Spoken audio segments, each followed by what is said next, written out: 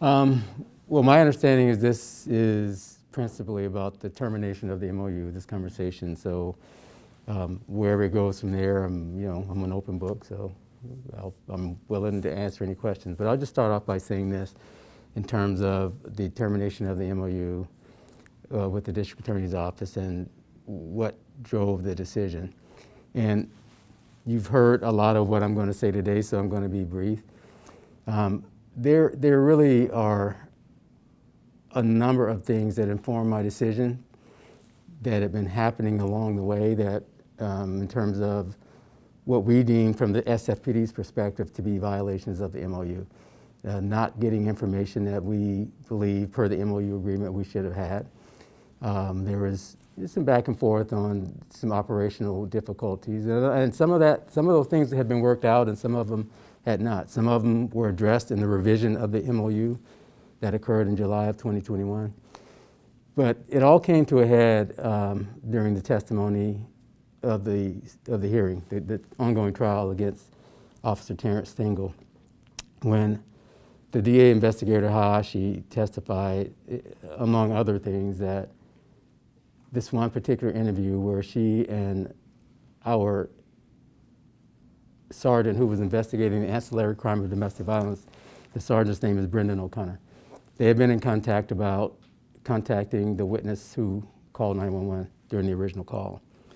And it was his understanding, and I believe that her testimony, they had communicated that she was going to try to contact this witness through a certified letter.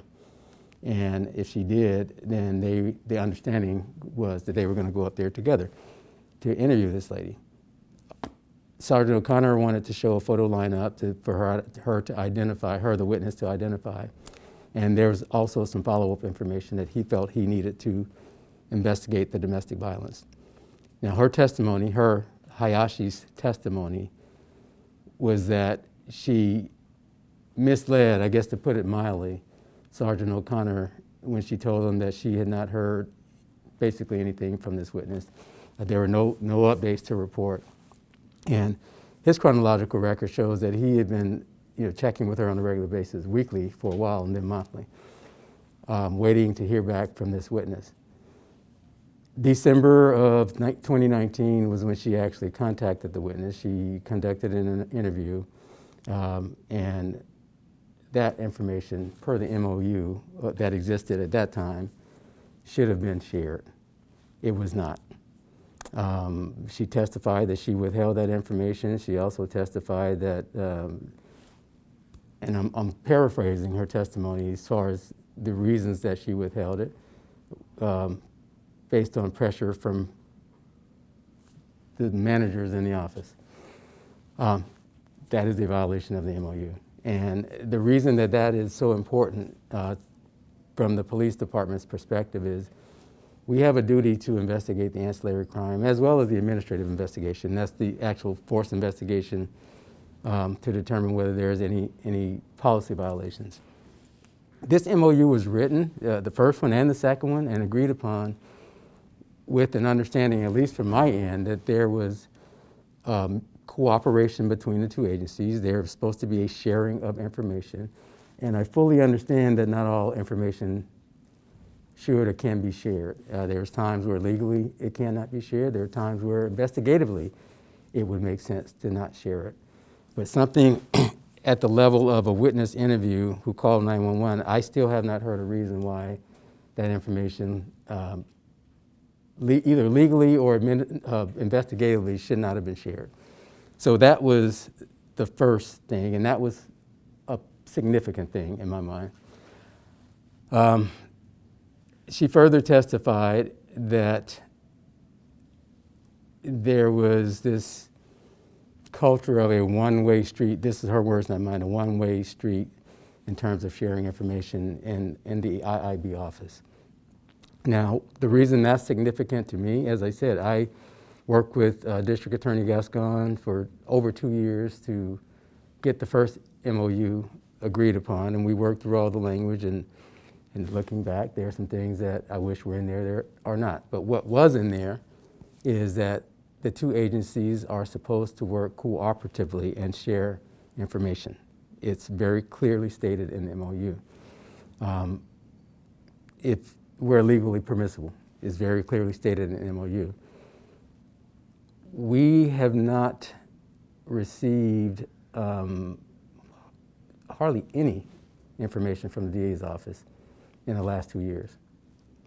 And as we get into this conversation, I can elaborate of what that means, but basically the short of it is we've sent letters, emails, phone conversations, you name it, asking for the information that we believe that we're entitled to in order for us to conduct our investigations, the ancillary and the administrative investigation. Those have been met with sometimes no response, sometimes a significantly delayed response, and at the end of the day, it's, we're not giving you any information.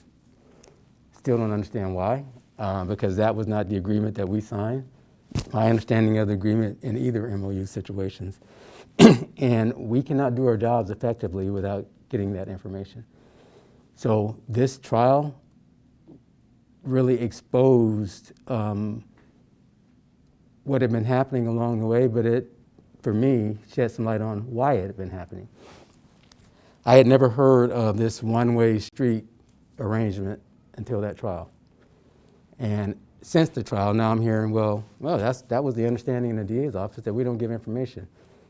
I never would have agreed to an MOU under those arrangements, ever, because we need information to do our jobs. We're not asking for anything that we don't believe we're entitled not to have, or legally we shouldn't have, but we need that information to do our jobs. Now, to add to this, when that testimony happened and it was, he went through our police department like a firestorm, there was a crisis of trust. And there still is a crisis of trust as far as whether officers are getting a fair shake in these investigations. And I didn't say this at the beginning, but I'll say it now just so it's clear. I understand and agree with the concepts of not having the SFPD investigators own officer-involved shootings and use of forces that meet the criteria of these covered incidents. I understand it fully, and I think it's a good concept, but these investigations have to be fair, the process has to be fair. There can be no doubt that the information that both agencies are supposed to share is being shared, and when those things don't happen, it's a big problem for us. And it should be, hopefully, you can agree or disagree, but I think the people who rely on this, and I'm not talking about just the police officers, but the public, would like to see thorough investigations across the board for the victims of the crimes that led up to the incident or that are involved in the incident, for the person who's had force used upon them, for the officers that are involved. It has to be fair across the board. This was never meant to be a one-sided affair. And so that was the reason for terminating the MOU, and there is a lot to discuss in terms of the documentation that support what I just said. So, Megan? Do we need to speak in the microphone? No. Hi. So last week I watched the whole commission meeting, and this week we've heard that Mayor Breed and the city attorney and the AG's office are going to step in and help renegotiate or mediate the agreement. Are you at this point willing to stick with the MOU if there are tweaks to it or mediation? I'm willing to renegotiate, and that's what we are trying to do. I'm not willing to stick with this current MOU. I'm not. And particularly based on what I've learned since making the announcement, in that it's now been said to me directly to my face that this is this one-way street of information. I never would have agreed to that. I mean, look, when we renegotiated this MOU last year, I sent a letter to the district attorney basically calling out some of these things that I'm telling you about not receiving information, and that was the discussion going into the renegotiation. I have a copy of that letter in this book. So these issues were discussed with the district attorney's office, the district attorney himself and his team, his managers. Never did anybody on our side hear, oh, this is a one-way street, we're not going to share information with you. That was not said. So I signed this agreement with the understanding that basically what the spirit of the MOU says is that this would be a cooperative agreement, that we would share information where information should be shared, and that's what I signed. I didn't sign an agreement saying that we don't get any information, particularly the information that we need to do our investigations. And that was never my expectation. Now I understand that that's the expectations of the district attorney's office. When we had the opportunity to discuss this, and we did when we renegotiated, this was never said. So if it's already spelled out in the MOU, what do you need to renegotiate? Well, there are, I think, things like what I'm discussing that need to be clearly hammered out so there's no room for doubt. Because I'll give you an example of how this plays out. So the prior district attorney, although we did not have any incidents prior to District Attorney Gascon resigning, from the time that the first MOU was signed in 2019 to the time that District Attorney Gascon left office, we didn't have any incidents. But we had had incidents before, and even leading up to the signature of the MOU, the district attorney would issue very, very extensive reports on, particularly on the declination, everything that went into that decision. He would provide witness statements, analysis, reports. I mean, you all probably, if you've been covering this, you probably remember some of these reports. So we went into this, number one, with the expectation, this was in the first MOU, because we were getting those reports, and the district attorney never indicated that he wouldn't give us those type of reports. We went into this MOU with the expectation that not only would we get their investigative reports, but we had this very comprehensive report that was transparent to everybody, including the public, of what was being done, what the investigation entailed, and what led to his decision. We hadn't gotten a report in 2 years. Not only have we not gotten that report, which the MOU does not require that report, but it does clearly state that investigations should be shared, and there's a cooperative agreement. That's what the spirit of this MOU and the letter of this MOU is. We have not received anything in 2 years. But to be clear, are you saying you want to start from scratch and negotiate an entirely new MOU, or are you willing to modify the current? Well, it needs to be renegotiated because The whole thing needs to be renegotiated. And this is why I wrote the letter to the Attorney General asking for guidance, counsel. He has my understanding, some very talented people on his team that can help us, and that process has started. But the current MOU cannot continue. Because it sounds like you're looking for way more specific language. I think we have to have it. You know, I think we have to have it. Look, my perspective is I know what was discussed in the meetings as far as the negotiations of the first and second MOU. Had many discussions, over 2 years of discussions with District Attorney Gascon, and 6 months of discussions between our office and District Attorney Boudin's office. So cooperation, sharing of information was the centerpiece of all of those discussions. Now all of a sudden, it's as if that didn't exist and was never discussed.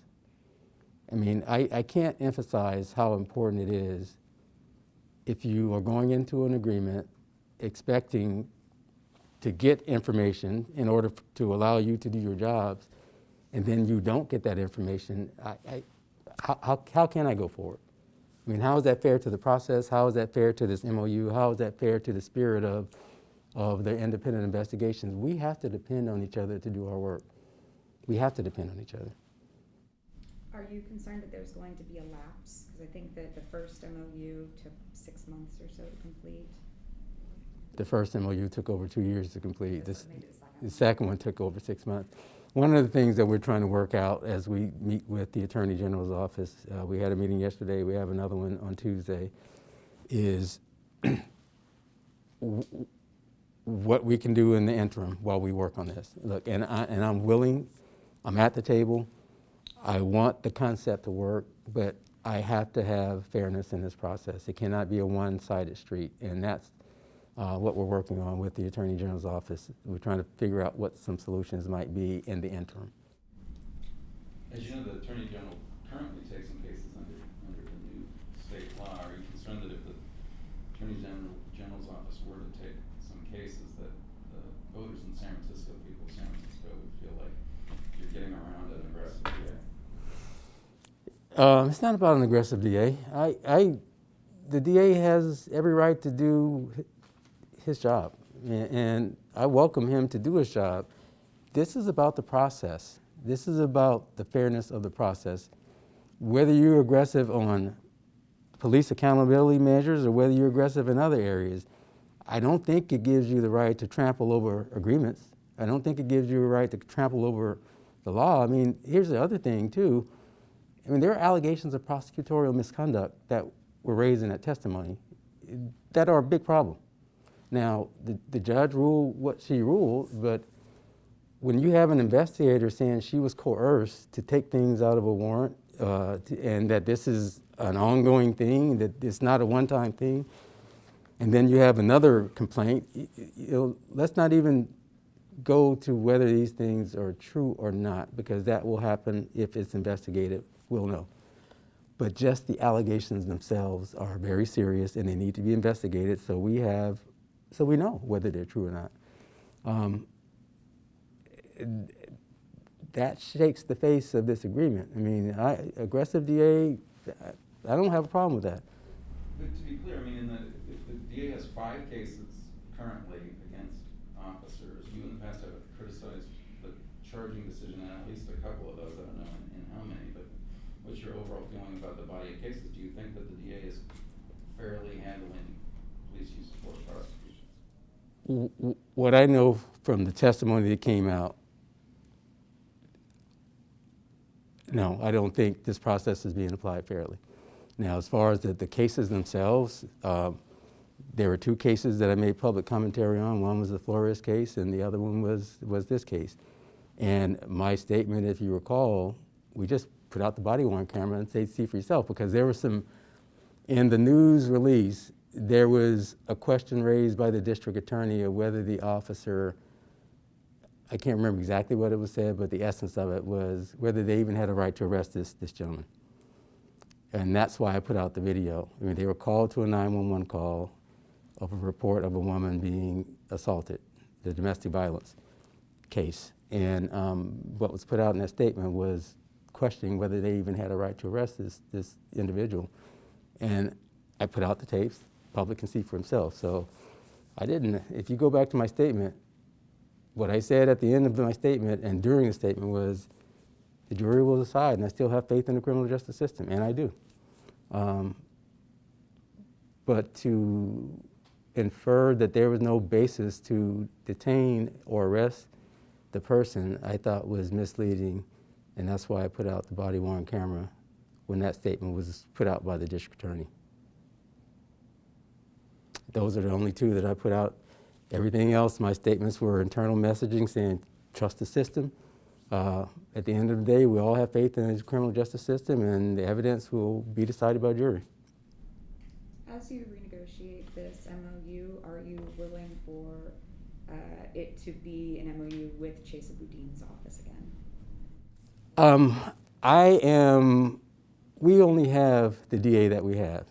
And whether that's DA Boudin or whoever gets the office when we're both no longer in our positions, what I'm hoping for is an MOU that holds everybody accountable, because right now I don't see where there's any accountability on the other side. You know, I have a police commission that we have to answer to. We have a lot more public scrutiny than most public agencies. So there is a level of accountability for us. Where's the accountability on the DA's side when allegations as serious as the ones that have surfaced in this testimony get raised? What I haven't said yet is the police officers of the San Francisco Police Department have to depend on the system. I don't think it's asking too much for the system to be fair and there be accountability on both sides. I think that's a fair ask. And right now, this MOU is not cutting that. It's not meeting that mark. The DA's office has also alleged some violations of the MOU from your office as well. Have you read through those? Do you have any comments on them? I'm still waiting to see what they are. Well, it was in his letter, that it was specifically regarding the Officer Stengel case, that there were photos and evidence that weren't released back to them as well. Yeah, so I have a series of emails from the DA's office. There were a couple of times where we had been back and forth between our investigators, where we had been accused of not giving evidence to the DA's office, and we had provided that evidence. There's one time where we provided evidence, and it was on the link had an expiration, and apparently the DA's office let it expire, and they couldn't get in the link. And there was an apology by the DA's office because we had. Now, I'm not telling you that we've never had a delay in getting information back. What I am telling you is we've never willfully or intentfully not disclosed information that they were entitled to have. I can assure you of that. There have been times where they had asked for information, and emails in this book, where the DA's office had requested information. We have a process. If you're requesting, for instance, this is one specific example that's in here. If you're requesting personnel records, you have to go to police legal to get those records. The DA's office has to go to police legal. They can't go to the academy or directly to the officer or to the captain or some sergeant that they maybe have a relationship with. The process is in place for a reason. So we can track the requests to make sure that we're responsive, and if there is a breakdown, we can figure out where that breakdown is and address it. This particular series of emails, despite being asked multiple times, use the process, they were going to individuals throughout the police department trying to get information. So if that's what the issue is, they're not following process. The captain responded saying, I've asked you a number of times, please follow the process so we can track, so we can get back to you, so we can be responsive. That wasn't done. Now, that was raised to the district attorney, and hopefully that'll get better. But see, these are the type things, and I'm still waiting to see the list of what these specific violations are, because some of what's been raised, or what I just described to you, where there were times where we had been accused of not getting information, and we had actually provided it. I think we probably want to move on to the topics, but I just want to be clear, do you have like a specific recommendation for what to do during the potential lapse? Well, the options, let me tell you what the options were and where we are on the options. So the Attorney General has let us know that they can't take the cases. I mean, there are some cases, as was asked a second ago, that they would take. If we have an officer-involved shooting with unarmed individuals, they by law now have to take those cases, or will take those cases. But they said no. Another potential solution is a reciprocal agreement with a prosecutor from another jurisdiction. I have spoken with the district attorney about that. He has to give up his authority in order to do that. He's not willing to do that. So effectively, that's not an option. Third option is to have another law enforcement agency cover this until we can work out a renegotiated MOU. That door hasn't been closed yet. We have reached out to some law enforcement agencies that we believe that could fill the void. We don't have an answer yet. So that door has not been closed, and still, I mean, that is not a perfect solution, but it will work because the spirit of this whole agreement is that we are not investigating these cases on our own by ourselves. A fourth option is, I want to explain this fourth option because nothing that I have done or nothing I can or will do stops the district attorney's office from doing their job. They can investigate cases. What the MOU put in place is we give up our authority to investigate these officer-involved shootings and use of forces and custody deaths, and we allow the district attorney's office to be the lead on it. So a fourth option could be the district attorney's office can still do their investigations however they choose, and we do our investigations so we have access to the information that we say we need access to that we're not getting from the district attorney's office. Even that, though, would require some cooperation, and I am willing, and this department is willing to cooperate. That option has not been flushed out, so I want to be very clear on what I'm saying. It is an option, it has not been flushed out. And I was encouraged by yesterday's meeting with the Attorney General's office, because I think there were some other things discussed, and I think we all made a pledge that we were going to keep the discussions within the room until we had some ideas that we can move forward on. So it's a safe space to talk. But I was encouraged by yesterday's meeting. Before we move on, can I ask something really briefly? Chief, you mentioned going through the process and fairness. There was a process for weighing some of the allegations you discussed, and that was in the Stengel trial. The judge decided that the judge ruled that there were no due process violations. The judge found that the evidence in question that you're talking about was duplicative. Could you explain why this is such a big deal beyond kind of procedural issues? Because the judge's ruling seemed pretty clear in that regard. To me, they're separate issues. And the judge, I've never questioned the judge's ruling as far as what you just said. The judge also, in the transcript, says, in effect, that this MOU is not being followed. I think she described the district attorney's behavior as bad behavior in relation to this MOU. She said it wasn't her place to decide. She said it wasn't her place to decide, and I agree with that. And just like it's not my place to question her legal ruling, it doesn't negate the fact, though, that the agreement is not about what's exculpatory or what's inculpatory. The agreement, the MOU, says, regardless of whether it's duplicative or not, we're supposed to get it so we can make decisions based on that evidence on our cases. And that's the piece that I think keeps getting lost and by some glossed over. The court rules whatever the court rules. That's a trial. That's why we have a judge. The MOU is not that. We are supposed to have the information. And on top of not getting it, we were lied to that it even existed. And to make matters worse, as this case unfolds, there were other interviews that we had no idea that occurred.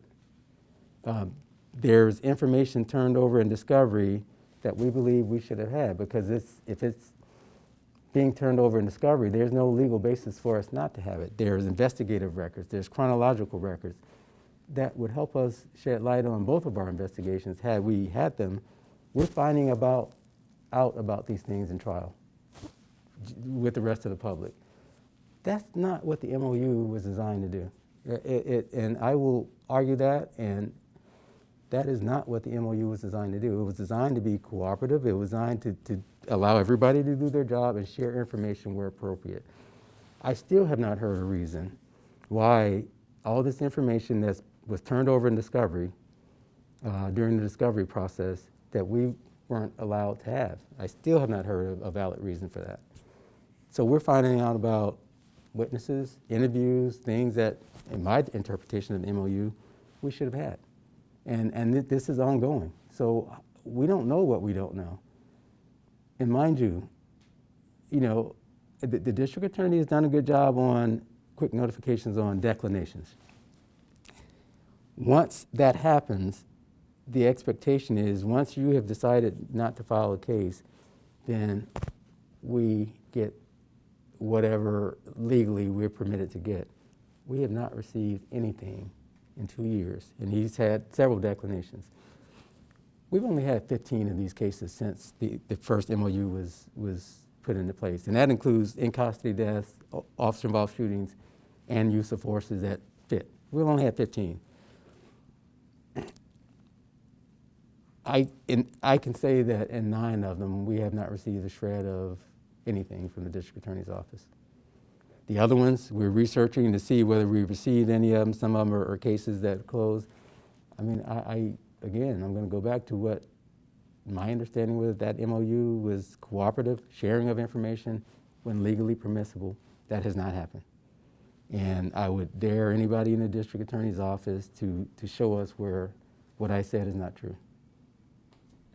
I want to broaden a little bit to, we're 2 years into the pandemic now.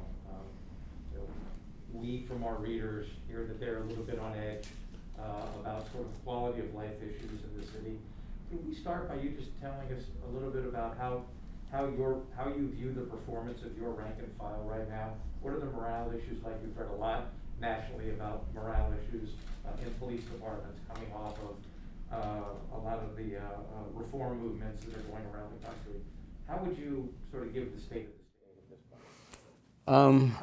Are we talking about quality of life issues or overall? We're talking about your staff and how you think they're how are police officers in San Francisco performing as we hit the second anniversary of the pandemic? I think overall they're performing well. I think there are some serious morale issues. I think this whole thing that we're talking about doesn't help. As a matter of fact, it hurts.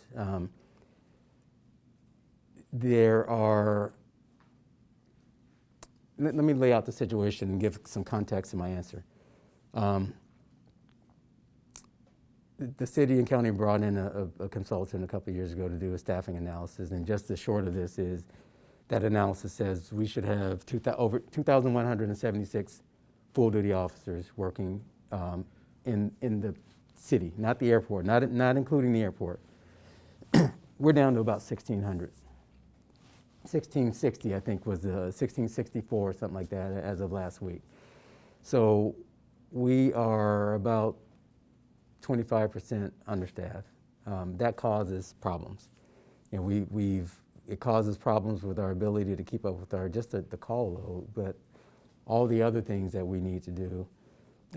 It tends to weigh heavy on officers when you have those type of shortages. Since 2020, there's been a lot of discussion, and rightfully so, on policing and police reform. And we saw the summer of 2020 that was really unlike anything that we've ever seen in this country, with the number of protests regarding policing, where I think our officers have done an outstanding job that summer and since then. Is we didn't have the issues that you were seeing in many cities. Our officers were coming to work and doing their jobs. Now, please understand, I'm not saying that we're a perfect police department. We make our mistakes. I was on the phone weekly with police chiefs across the country throughout that summer of 2020. And things like, my officers aren't showing up for work. They're calling in sick. We weren't experiencing that. Our people were showing up for work as they should. They were doing the job, and they were doing the job the way it should be done. When we had protests in our city, we had very little problems. Look around, even in our region, with some of the problems of the way protests were handled. We didn't have those issues, and I was extremely proud of that, to the point where the governor's office sent a team to San Francisco. We were the first city that they came to and said, tell us what you did and how you did it.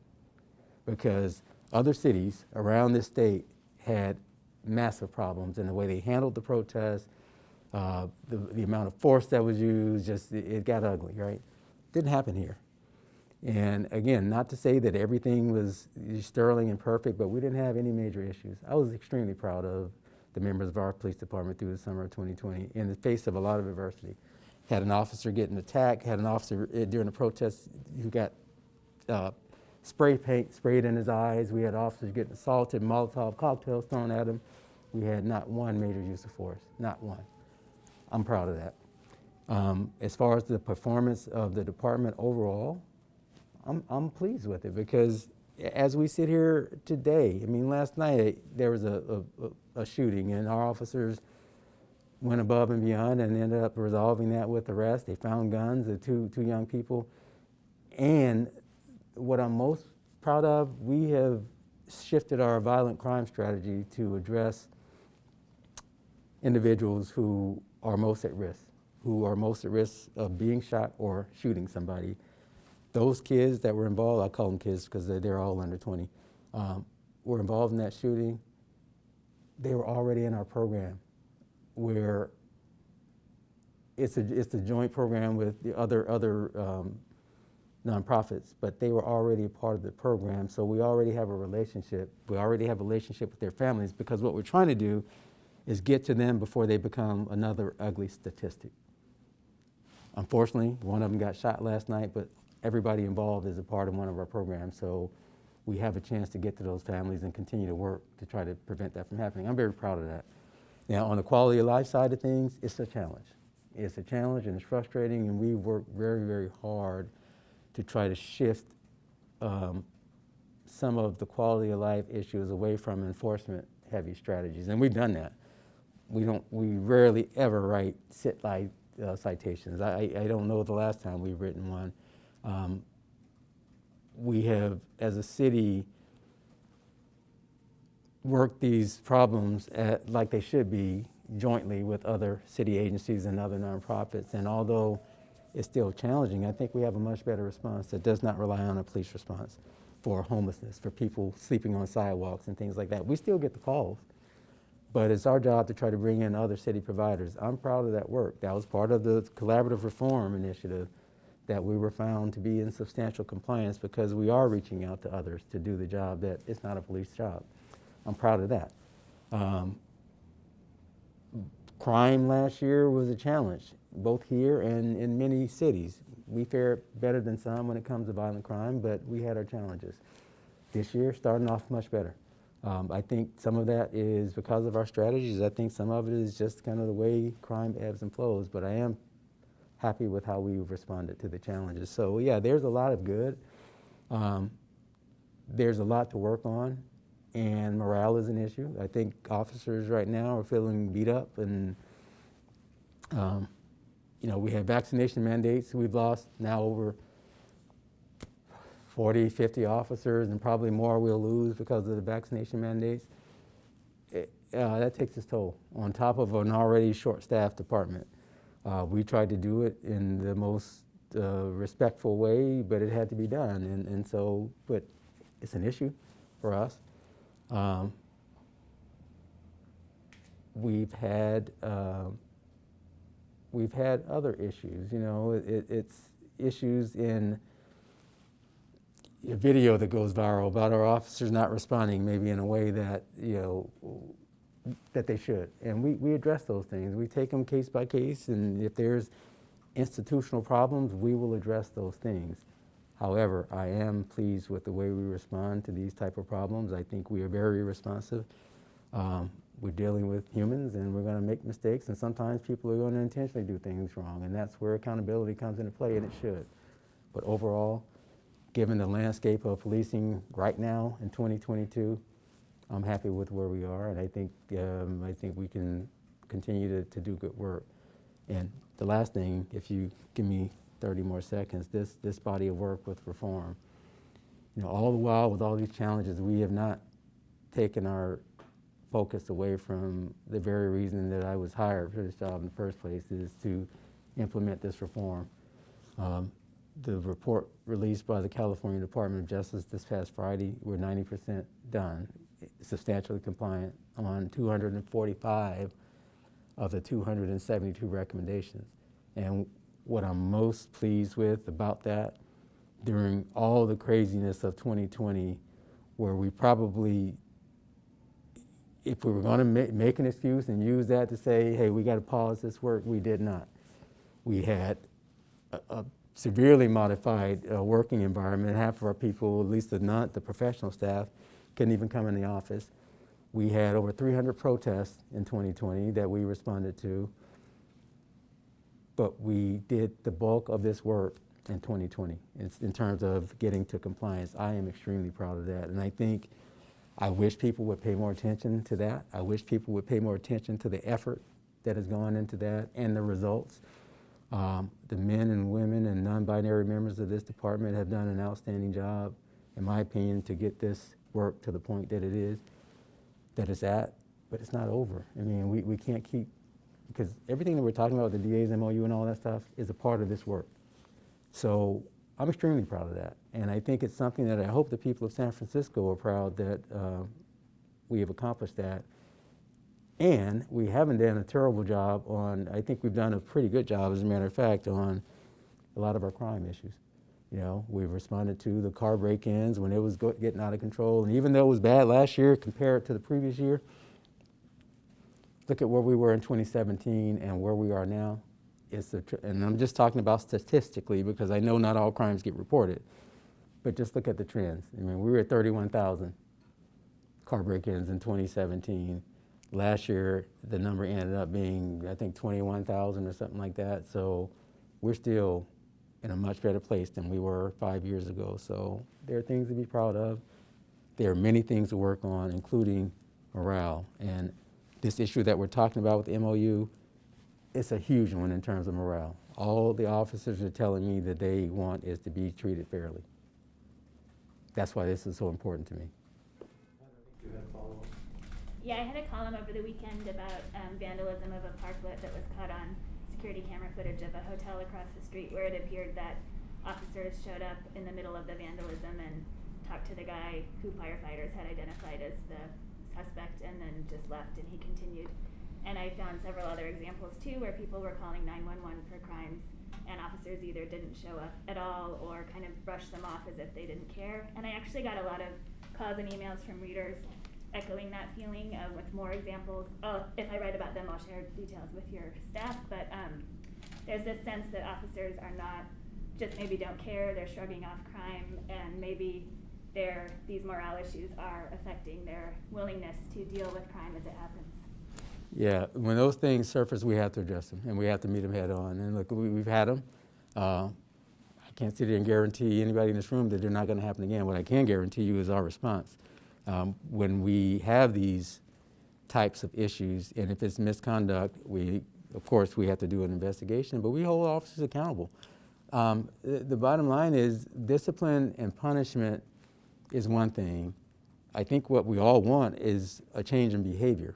And despite the reason that an officer may be in that mental state where they might think that this is not a big enough deal for me to bother with it, it is a big deal. And when they don't do their jobs, I have to hold them accountable as chief and address that issue. You know, one of the things that we've done on one of these cases is, in addition to the disciplinary process, not the ones you raised, but talking about the one that it was the marijuana dispensary where the officers, the response wasn't what I believe it should have been.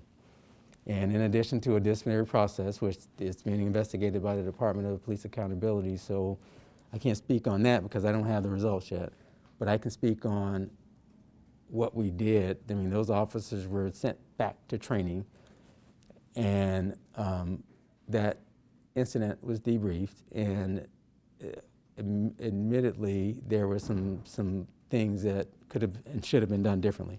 And they were addressed. And those same officers, I think 2 weeks after that, after going back to training, made a great arrest on a similar type of situation. So accountability has to happen, but we also have to change the behavior so these things aren't happening. And I can't, Heather, sit here and guarantee you that we're never going to have those things. You know, they've been in this business a long time. It's always been a part of the business. You know, it's a part of every business where somebody's not doing their job right. What I will tell you is we respond to hundreds of thousands of calls, and that doesn't happen very often. What should happen when those officers showed up at the cannabis dispensary burglary? If you were the officer and the final suspect was coming out, what should they have done? Well, first of all, when you have a crime in progress, what we train to is try to get the resources there to contain the situation. In this case, they did ask for additional resources, but getting back to our staffing, I think there were, 3 cars working that division that night. So help wasn't coming quickly, but they did ask for resources. But when you respond to that type of call and you see a person who may be a suspect, what we train to is you identify, you give orders, you get in a safe position, you try to contain, stop, put your hands up, that type of thing. If they run, then you know what you have. But there are some things that weren't done, and so these are potentially dangerous situations because these marijuana dispensaries, we have some experience with some of these robberies, and people are armed oftentimes when they commit these. So this is not something that you're going to rush into. I mean, you got to do it you have to do it right in terms of protecting not only yourselves, but making sure you don't rush into a situation and then end up having to pull your weapon and use force because you didn't think through the response. There are some things that could have been done differently, even the search of the building. Searches should be very methodical. Searches should be, if you're going to do a search properly, you need the resources. You need officers covering the perimeter while the search team goes in. You look at the video, you see, and I saw that there are some things that should have been done better and differently. And so those things were addressed. But if we do our job safely, getting back to this whole reform work and use of force and how it plays into this, we have better outcomes. A lot of readers ask, last question for my part. A lot of readers ask me after the weekend column if officers are on an unofficial strike or work stoppage. No, I can confidently say no. And like I said, I've seen departments where that's happened. That's not, that I can confidently say that's not happening. Some of the, we just had a kidnapping over the weekend where officers worked around the clock to solve that case. If there were, quote unquote work stoppage, you wouldn't see that type of effort. You wouldn't see that type of effort. And look, I'm not saying that, and I don't want to minimize the things that you brought to light with that vandalism because they're important. But I know what day in and day out happens in this department. I get a report every morning of last night's activities, and there's a lot of good work being done.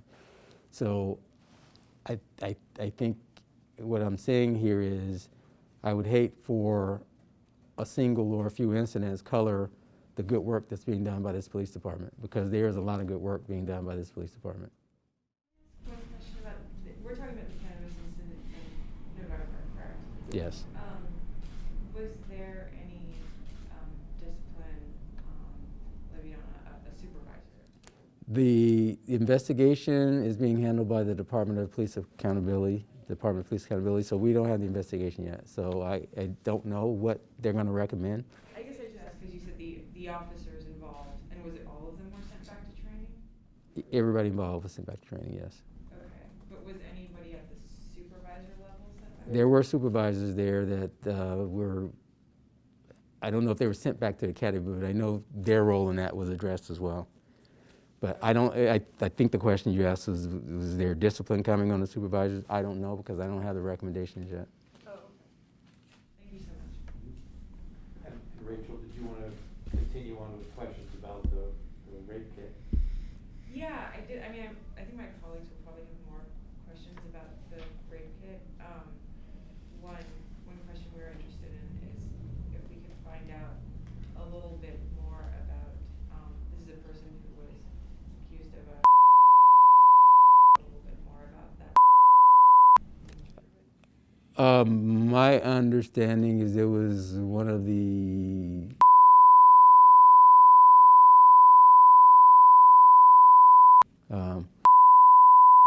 right, and there's a lot that I have to get up to speed on as far as that. I've got a meeting scheduled, but that was my understanding. Do you know what role this person played? They were actively believed to be. Thank you so much. And how was the DNA obtained from? I believe it was blood, but I will follow up because they.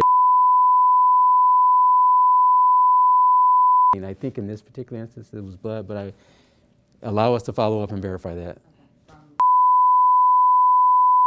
The blood was left at scene. So what's the breakdown that led to this happening, to this DNA from the rape examination being used in this way? So in my discussions with our crime lab director, this type of DNA is kept for the purpose of elimination.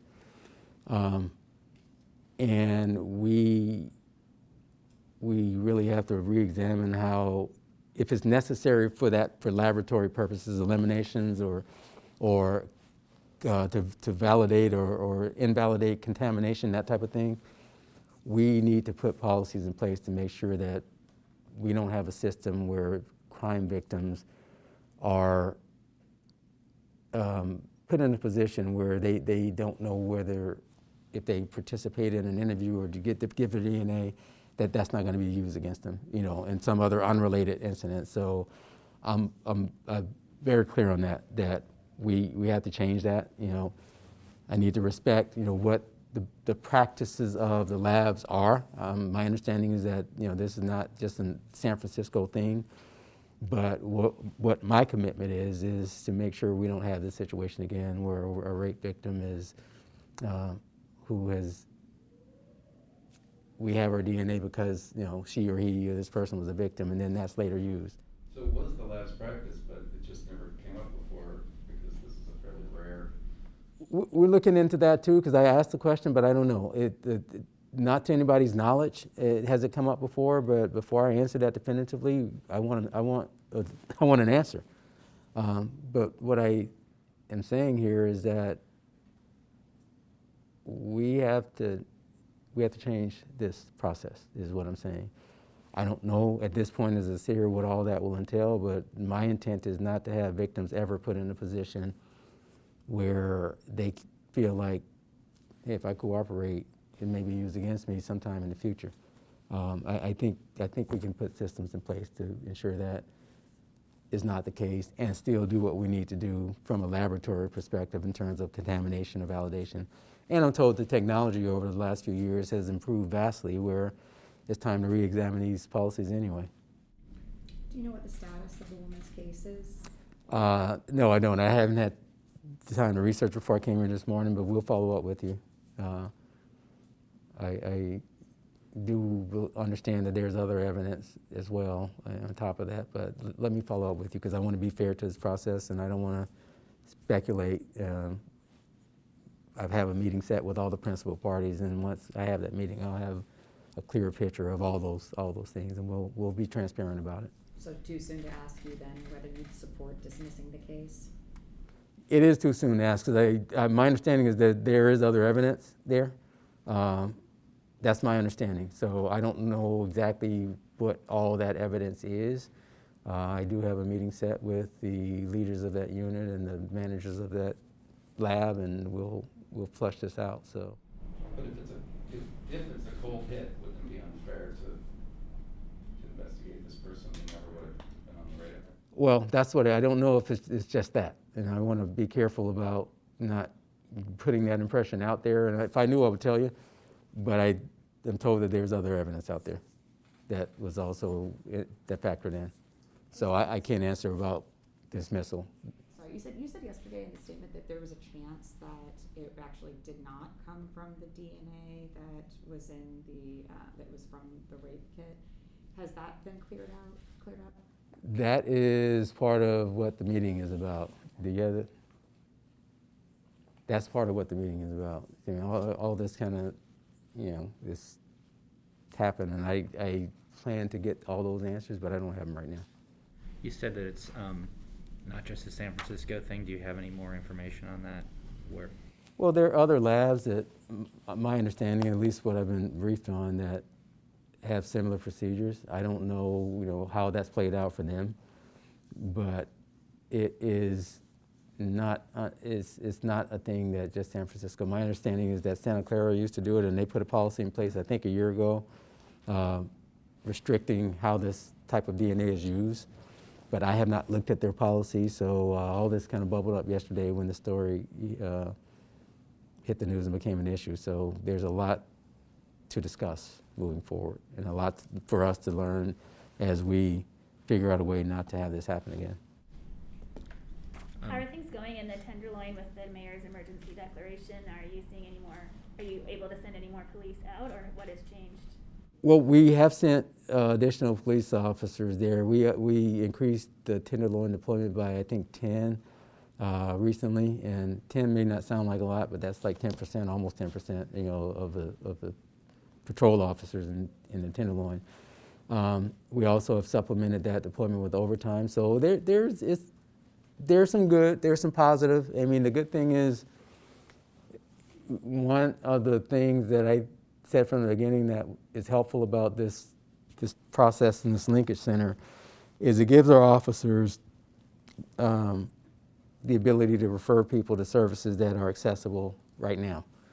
And it's not an end-all, cure-all, but that goes a long way when we are getting calls about people passed out on the sidewalks or, you know, under the influence of whatever it is that they're under the influence of.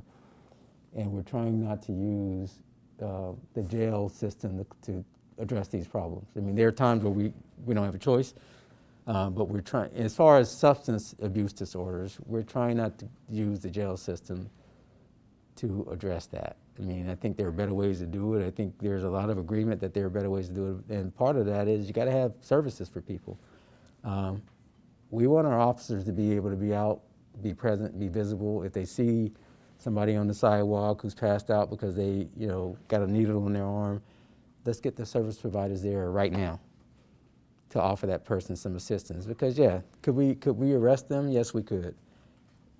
What is going to be the outcome? If they don't have a warrant, they're going to probably get cited and released back out into the same situation. So to me, the common sense answer is let's get the service providers in to try to get people to a better place. And it's not always successful on the first go around, but if we're consistent as a city, I think we're going to be better off. And on the dealing front, with fentanyl being so deadly, what are you directing your officers to do on that? Because it's very easy to see the open air drug dealing happen all the time. Sometimes officers drive by and it doesn't appear like they're doing much. I know you've seized a lot of fentanyl itself, but in terms of the dealers. Yeah, we just got to stay at it. You know, we make arrests. We made almost 500 arrests just in the Tenderloin last year, and most of that was fentanyl related. When you think about how small that area is, 500 arrests is a lot. It's a lot. And so could we have made 1,000 if we had the people? Yes. But it's not all about arrests because it's really about the outcomes. I mean, we make the arrests. Quite honestly, people aren't spending a whole lot of time in jail even when they get arrested. So it's about the consistency and the outcomes of how we are impacting. And part of what we've been very intentional about, if we make an arrest of drug dealers, we do want to seize the property and the fentanyl. And if you've been tracking, our fentanyl seizures have gone up exponentially over this past year. Hopefully they'll have a positive outcome as far as the reduction of overdose deaths and injuries related to overdoses. That remains to be seen. So far it's trending in the right direction. And I'm not saying that's the only reason, but I think that is a reason. And we have to hit this at multiple angles. You know, you have the street dealers out there, but believe me, it goes way beyond what's happening on the streets. You know, we've done enough investigations that this is multinational. It goes outside of San Francisco. Many of the warrants that we've conducted are not in San Francisco. They're in cities outside of San Francisco, and it's a lot deeper than what meets the eye. So we have to work it from that angle. What you see in the street is just a part of what needs to be done. There needs to be, and there is, other things that are working, that are happening to try to address both the supply coming into the city, the other things, you know, who's behind this.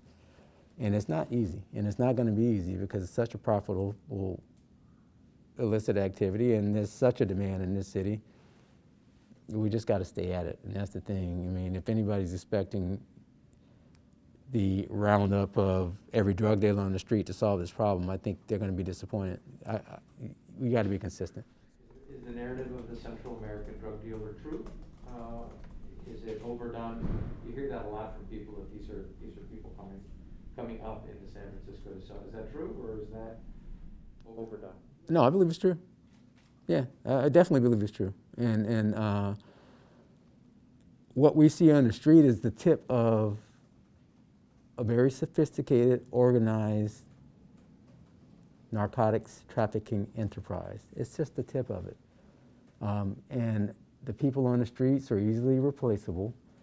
So we can arrest, and we do, and it's not going to stop the flow of people coming in selling drugs because it is that profitable, and it's something that we have to work at all angles, not just what's happening on the streets, as challenging as that is, but we have to be consistent with it. You know, that's where staffing matters, because I've been out there myself, you know, walking with the officers, and the drug dealers will post up on the corner, we the officers, and chase them away, and they just go down the block and they wait because they know we eventually are going to go away.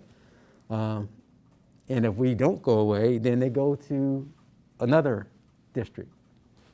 Like when we lock down Turk and Hyde, they end up at 8th and Mission or 7th and Mission, and then so it's the same game over and over again. So it can be frustrating, but we have to be consistent, and we have to know that if we stay at it, we can make a difference. And I truly believe that because I've seen it. We have to commit the resources. It helps when we have the resources to commit, but we have to be consistent. I mean, I can't emphasize that enough, because when we do these big operations and then we can't afford to keep them going, they just wait us out. Story we'd love to tell. We struggle to tell that part of the narrative, obviously. Not a lot of drug dealers want to be interviewed by journalists. Or have their pictures taken. Do you agree with the district attorney that most of these dealers are trafficked themselves, and so it's not fair to them to prosecute? It's hard to prove that. I do think there's an element of that. I don't think that's the total story, though, because make no mistakes about it, it's profitable. Okay, I mean it's very profitable, and we've seized hundreds of thousands of dollars from street level drug dealers, and that's not easy, because the way they operate, they're not gonna be walking around with $10,000 on them. So when you do make an arrest, you get 1,000 or 1,500, and that's seized, and you get whatever amount of fentanyl or heroin or cocaine that you get. When you're getting it from street level people, you're not gonna get large quantities. But the reason I bring that up is people are making some serious money out there. So I'm not going to go and say that all of it is due to trafficking. I think there is a degree of that. It's very hard to get to because we can't get people to come forward on those issues. I hear more than we're able to prove. So it's a difficult thing, and it's a shame if they are. It's really a shame if they are, but not everybody. I mean, some people are there for pure profit and greed. Believe me, it ain't got nothing to do with trafficking. It's pure profit and greed. It's easy. It ain't easy money, but it's quick money that some people are willing to take the risk of violence and jail to go out and make the money that they're making. We promise we give Matt some time alone. So does the newsroom have any other questions? One question. I have some. Do you support the recall of District Attorney Boudin? I don't answer that question because that's the one thing I will tell you with this district attorney. We have our differences. We've had some very candid conversations, and I think we both agree that while we are both in our positions, that we need to do everything we can to work together. I don't get into the recall thing because I think that's not appropriate for the chief of police to get into that type of political discussion. I need to make the best of the working relationship with the district attorney and his office so we can try to keep the city safe. And that's what you will hear me say over and over again. That's what I've always said, and I don't go out trying to bash the DA or any of that stuff. I'm committed to working with the DA. We don't always agree. We don't agree on this MOU issue, but we both have, I think, a responsibility to take care of the city, so I'm going to do that to the best of my ability. I know that's a long-winded answer, and it's probably not what you wanted, but that's the answer that you're going to get. Do you believe he's too lenient or permissive on charging and plea bargaining decisions? What I believe is what the statistics show me, and we talk about drug dealing. We track how long people stay in jail, and some of this has nothing. Some of this is not the district attorney. Maybe some of it is, but when people are in jail on an average of 3 days or 4 days or less, And we asked the question of what the San Francisco Police Department is going to do about drug dealing. Some of this goes beyond the San Francisco Police Department because, you know, we have a repeat offender list that we track. There are people that it's a revolving door. Now, I can't lay all that on the district attorney. What I can say is I don't like the outcome. I don't like the outcome of people apparently not being held accountable when they go out and break the law, particularly when they're selling fentanyl, with the amount of overdoses we have in this city. I mean, the laws are the laws. We have to deal with the laws we have, but no, I do not like the outcome. And I don't think the San Franciscans like the outcome. Adding to that, so I see data that shows that arrests for drug cases have dropped pretty steadily, almost by half actually, since 2018, comparing 2018 to 2021. Would you say that that is due to the issues that you talked about earlier, staffing, COVID? Well, COVID has something to do with it. I mean, in 2020, we were very specific on you make arrests when necessary, but you know, we did really good the first round. We had very few officers sick, and we weren't, as far as I know, spreading it to members of the public. So we did cut back on I don't say unnecessary conduct because we have a job to do, but yeah, there was a reduction in arrests. I mean, the jails weren't taking prisoners, you know, for a while, or they were limiting, and that's still the case. So it does impact it. But the other thing that impacted as well is our staffing. And you all, somebody did a story on it, Megan, it may have been you or Heather or Phil Mateer or somebody.